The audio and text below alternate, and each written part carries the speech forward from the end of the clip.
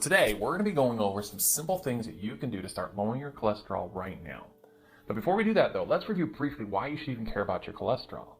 You see, cholesterol is made up in your liver and has a lot of important functions throughout the body, but like anything, too much of a good thing and too much in the wrong place can cause some problems. Cholesterol is somewhat like fat in that it doesn't dissolve in water, but because of that, it needs to be transported throughout the body on molecules called lipoproteins. These carry cholesterol among other things around the blood. Now, there are different kinds of lipoproteins that travel around the blood. One of them we call LDL. That's a low-density lipoprotein. It brings cholesterol to the different parts of the body and is responsible for the cholesterol deposits that contribute to heart disease. This is what we refer to as bad cholesterol. In contrast, we have what we call HDL, or high-density lipoprotein. These are responsible for taking cholesterol away from the different parts of the body, and we often refer to these as good cholesterol. It has a protective effect on the heart. So our goal in treating cholesterol is finding ways to decrease the LDL, or the bad cholesterol, and increase the HDL, or the good cholesterol. So let's talk about some ways that you can do that. The first thing I'm going to recommend is focus on what we call monounsaturated fats. We've all heard about how you need to avoid saturated fats, and that is true, but to help lower your LDL and improve your HDL, start adding monounsaturated fats to your diet. These are going to be found among other things like olives, olive oil, canola oil, tree nuts such as almonds, walnuts, pecans, and cashews. These kind of fats do great in decreasing your bad and increasing your good, as well as working on preventing something called oxidation of the cholesterol that contributes to its clogging the arteries. The second thing I'm going to recommend is adding a different kind of fat in your diet. These are called polyunsaturated fats. These are principally your omega-3 fatty acids. You find these in things such as your more oily fish like salmon, mackerel, herring, deep-sea tuna like bluefin and albacore, and somewhat into the shellfish like shrimp. You can also find them in tree nuts and seeds like flaxseed. Diets higher in these foods have been found to help decrease your LDL cholesterol, as well as have been found to decrease your risk of heart disease as well as type 2 diabetes. So those are two things that you should add to your diet. The next though is something you need to eliminate. That's your trans fatty acids. These are a fat that is processed by adding hydrogen to it. It's done to keep them a little bit more stable. And so you'll find these things in commercially available margarine and butter spreads, pastries, and cookies. The problem with trans fats is that they increase your total cholesterol, including your LDL, and decrease your good cholesterol, or HDL, by up to 20%. In more and more countries, food companies are required to list how much trans fats on their nutrition labels, but it's important that you read them. These labels can be tricky though. In the United States, companies can label their product as 0 grams of trans fats per serving if they contain less than 0.5 grams per serving. It doesn't mean they don't have any, so since most of us eat more than a serving, you can still get a lot of trans fats in your diet. Read the nutritional labels. If it contains things listed as hydrogenated oils or partially hydrogenated oils, then they contain trans fats and you need to stay away from them. The next thing is something good that you need to be adding to your diet, and this is soluble fiber.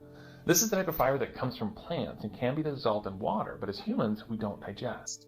The benefit from soluble fiber comes from the effect that it has on the bacteria in your gut. The digestion of the fiber by the bacteria help lower your bad cholesterol.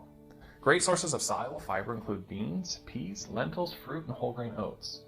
You can also find it in fiber supplements like Metamucil. Now the fifth thing you need to do is exercise. Exercise has been shown to both decrease your harmful LDL, but also increases your good HDL.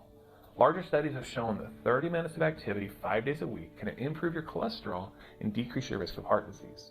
One study showed that setting your goal of getting your heart rate to 85% of its maximum can increase your good cholesterol. So exercise overall is good, but as you increase your intensity and length of exercise, an added benefit is found.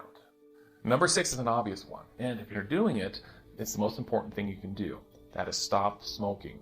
Smoking is the worst thing that you can do for your heart and has a significant impact on how your body handles cholesterol. In smokers, the immune cells are unable to return cholesterol from vessel walls to the blood where it should be and contributes to plaque formation that leads to clogged arteries.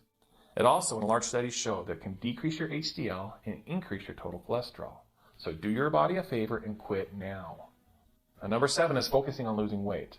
All the things that we've been talking about today can help with this, but studies have shown that just by losing weight, you can have a positive impact on your cholesterol. Several studies have shown that no matter the weight loss plan, help increase the good HDL and decrease the bad LDL. So pick a good healthy eating plan and stick with it.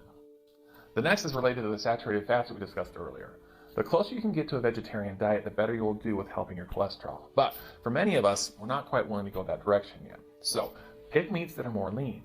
We've already talked about fish, but chicken and turkey are good options to reach for. Now, if you're going to go for red meats, though, if possible, try and get grass-fed. Beef and pork that are raised in feedlots with lots of corn tend to have higher concentrations of the harmful fats. So go for lean cuts of hamburger and cut off the extra fats before cooking. All these things are going to help cut down the amount of saturated fats in your diet. Now, number 9 is considering adding plant sterols and stanols.